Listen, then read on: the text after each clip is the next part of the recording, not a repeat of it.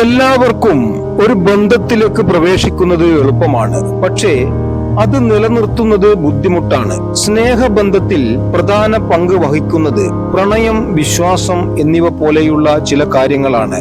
കുറച്ചു കാലത്തിനു ശേഷം പങ്കാളികൾ പരസ്പരം പോരായ്മകളോടും ശീലങ്ങളോടും ദേഷ്യപ്പെടാൻ തുടങ്ങുന്നു.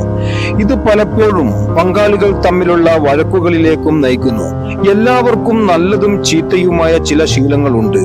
ഈ ശീലങ്ങൾ ഭർത്താക്കന്മാരിൽ ഉണ്ടെങ്കിൽ ഭാര്യ പിണങ്ങിപ്പോകാൻ അധിക നാൾ വേണ്ടിവരില്ല. ഭാര്യയുടെ കുടുംബാംഗങ്ങളെ കുറിച്ച് ഒരിക്കലും നിങ്ങൾ മോശമായി സംസാരിക്കരുത്. ഇതിലൂടെ ഭാര്യമാർക്ക് പെട്ടെന്ന് ദേഷ്യം വരുന്നു. ഭാര്യയുടെ മുന്നിൽ വെച്ച് ഭർത്താവ് മാതാപിതാക്കളെയോ സഹോദരങ്ങളെയോ മറ്റു കുടുംബാംഗങ്ങളെയോ കളിയാക്കുമ്പോൾ ഭാര്യക്ക് ഒരിക്കലും അത് ഇഷ്ടപ്പെടില്ല. ഭർത്താവിന്റെ ഈ ശീലം നിങ്ങൾക്കിടയിൽ വഴക്കിനും കാരണമാകുന്നു. ശരീരപ്രകൃതിയെക്കുറിച്ചോ മുഖ സൗന്ദര്യത്തെക്കുറിച്ചോ ആരെങ്കിലും അഭിപ്രായം പറയുമ്പോൾ തന്നെ സ്ത്രീകൾക്ക് ദേഷ്യം വരുന്നത് സ്വാഭാവികമാണ്.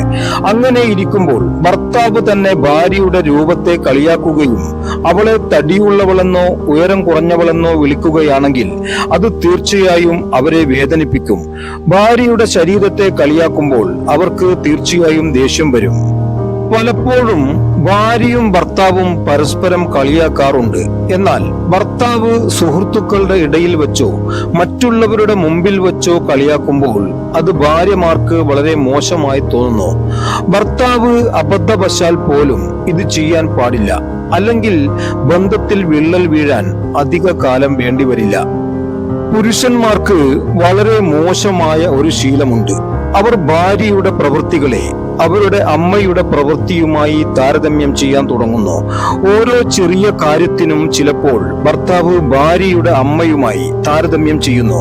പ്രത്യേകിച്ച് അമ്മയെപ്പോലെ രുചികരമായ ഭക്ഷണം പാകം ചെയ്യാൻ കഴിയാത്തതിനെ കുറിച്ച് ഭർത്താവ് ഭാര്യയുടെ അമ്മയുമായി താരതമ്യം ചെയ്യാൻ തുടങ്ങുമ്പോൾ ബന്ധത്തിൽ പ്രശ്നങ്ങൾ ആരംഭിക്കുന്നു. അവളുടെ കുറവുകളും തെറ്റുകളും നിങ്ങൾ ആവർത്തിച്ച് ഓർമ്മിപ്പിച്ചാൽ ഭാര്യയ്ക്ക് തീർച്ചയായും കോപം വരും. ഇത്തരം കാര്യം നിങ്ങളുടെ ബന്ധത്തെ നശിപ്പിക്കുകയും ചെയ്യും. ഭാര്യയെ സന്തോഷിപ്പിക്കാനും വഴക്കുകൾ ഒഴിവാക്കാനും പുരുഷന്മാർ ചെറിയ നുണകൾ പറഞ്ഞുകൊണ്ടേയിരിക്കും. എന്നാൽ ഭാര്യയ്ക്ക് ഒരിക്കലും തന്റെ പങ്കാളി നുണ പറയുന്നത് ഭാര്യയ്ക്ക് ഇഷ്ടമല്ല. നിങ്ങളുടെ നുണ പറയുന്ന ശീലം ദാമ്പത്യ ബന്ധത്തിലെ വിശ്വസ്തത നശിപ്പിക്കുന്നു. ഇതിലൂടെ ഭാര്യ ഭർത്താക്കന്മാർ തമ്മിൽ പ്രശ്നങ്ങൾ ഉടലെടുക്കുകയും ചെയ്യുന്നു.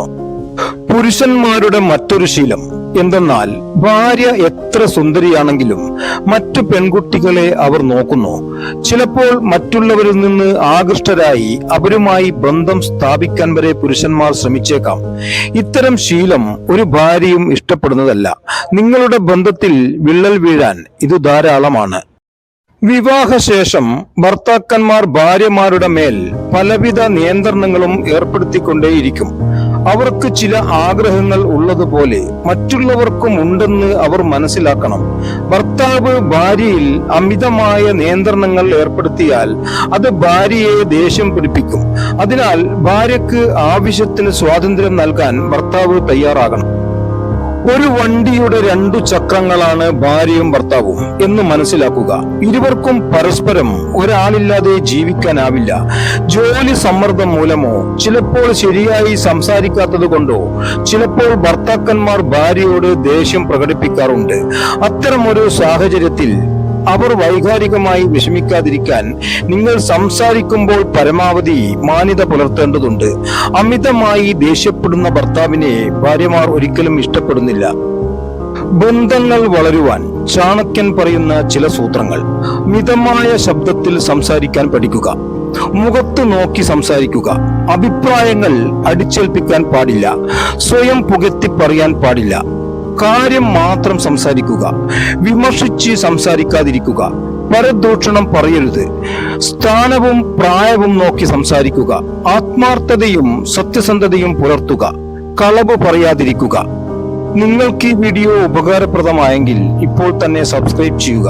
ഇഷ്ടമായ ലൈക്കും കമന്റും ഷെയറും ചെയ്യുക. നിങ്ങൾ ഈ വീഡിയോ കണ്ടതിന് വളരെ നന്ദി.